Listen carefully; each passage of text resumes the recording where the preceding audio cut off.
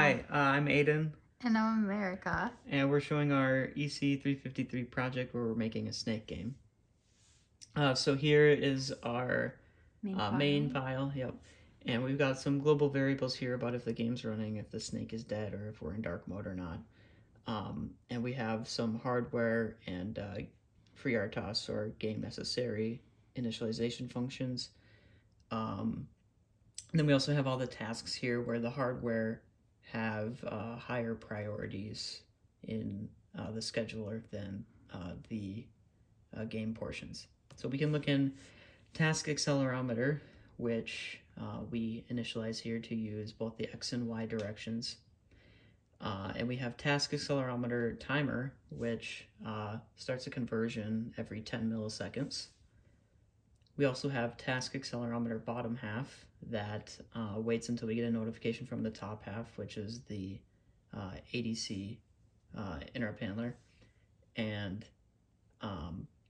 what this does is it just sends or puts a message into the queue for the snake, telling it whether it should move left, right, up, down, or continue moving in the direction it's going. That's kind of what center means for us, depending on some specific voltages given by the ADC.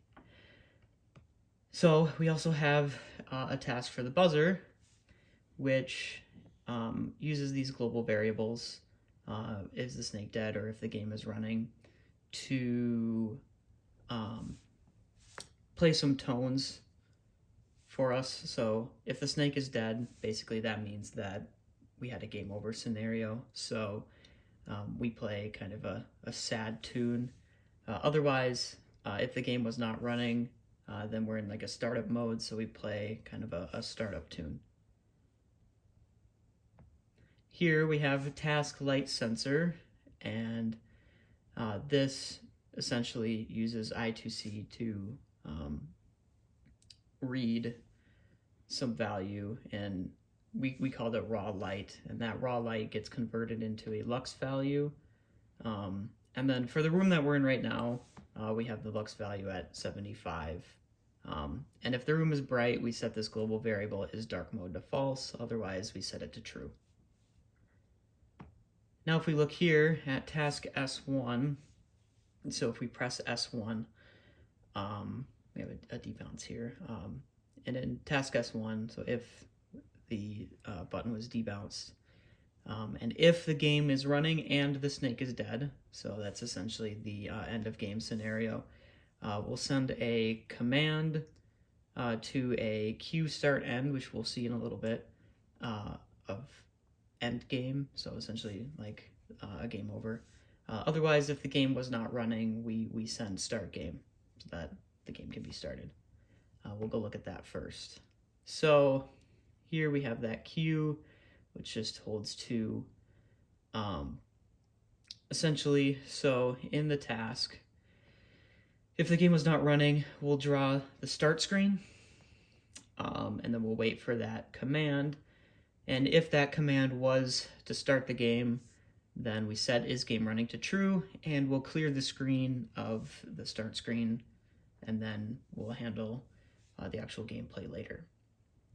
We also have a task for the end game, which just waits for a command, and if the command was to end the game, we also set the game to running to true just in case it wasn't already, and we clear anything that was on the screen while the game was playing.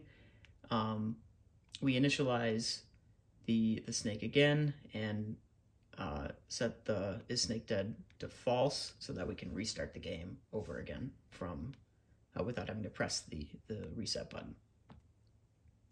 And finally, here we have a task snake movement, which has a lot of helper functions in it. We also have some enumerations and structs here just to help, like holding the location of the snake, the directions of the snake, and etc. So we initialize the snake initially with a length of 3. It's moving down about in the center of the screen.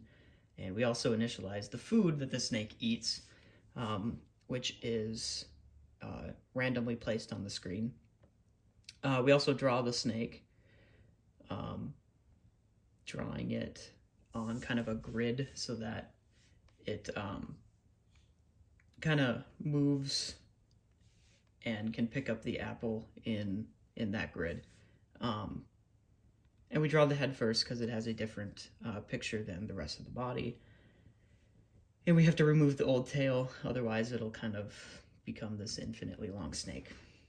We also we have a function for drawing the food, which is pretty similar. Colors too. Oh, you're right, yeah. So depending on the dark mode, which we got from the light sensor task, it will change the color of the food and the snake in the gameplay. So if it's dark in the room, the snake should be cyan and the food should be magenta. Otherwise, it's green and red, respectively. That's an implementation of our light sensor. That's how we're using it. In here, we have moving the snake, which moves the entire body, and then depending on that direction that we got, moves the snake and the snake head in that direction. And here we have change direction, which is using the snake message that we got from the accelerometer task. And it's taking that message, and if it was moving up and the direction wasn't down, we can move up. So essentially what this is doing, and for the rest of them, is we can only move 90 degrees at a time, so that the snake can't like double back on itself and then like die immediately. And here the case center basically means that the MSP 432 stayed in the center and it's not gonna go back on itself. We're checking for collision here too, eating food, and task snake essentially takes all of those helper functions and makes it look a little cleaner. So if the game is running and the snake isn't dead, so if we're in the gameplay loop, we'll draw the snake, draw the food, wait for that message from the accelerometer, and we'll try to change the direction with that message. We'll move the snake, eat food if we can. But if it's collided with itself or the walls, we'll set the snake to be dead, and we'll show the game over screen. So essentially, and we wait 500 milliseconds just so that the snake isn't bouncing across the screen really fast. So now I'll pass it over to America, and she'll show us kind of how the game works. Do the fun part. So we can start the game, obviously, just by the resetting, and that's when you can hear the actual button, making the noise for the startup. Then you can use S1 to actually start the game, as the screen says. And it is kind of a finicky game where you do have to, there's quite a bit of a delay when you're playing the game, and you can kind of see it. So you have to wait and kind of think of your choices before you make them. And as you can see, if depending on the movement of the accelerometer, you can see the snake either going up or down. To eat the food, you just have to be good at it, which is not always the case. It is a little difficult. And obviously here you can see when the game is over, it plays the sound, and it will place the game over screen, which will again let you know that you can press S1 to restart the game. It does take a press right there, and then you can jump right back into the gameplay with the apple being relocated at somewhere else. And from here on, it's basically just a game of trying to get the thing to work, which we might have to cut. Let's keep going until we forget. No, why when it counts, we can't get it? Oh, and then we got the apple there, and you can see that from our length went from 3 to 4. And so that's the actual eating the apple working.